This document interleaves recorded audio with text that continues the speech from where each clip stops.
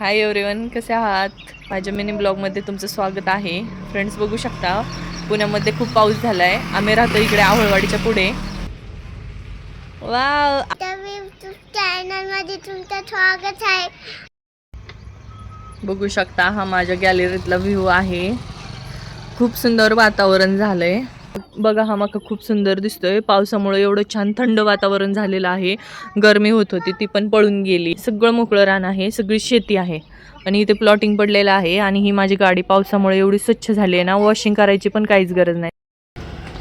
पावसामध्ये चहा प्यायला खूप भारी वाटतं. मी आता मस्त चहा बनवला आहे आणि परीलाही तिच्या छोट्या कपामध्ये चहा दिलाय. गॅलरीमध्ये उभं राहून चहा प्यायला एवढं भारी वाटतंय ना, आणि वातावरण पण असलं भारी, त्यामुळे अजूनच भारी वाटतंय. चला तर मग मी चहा पिते.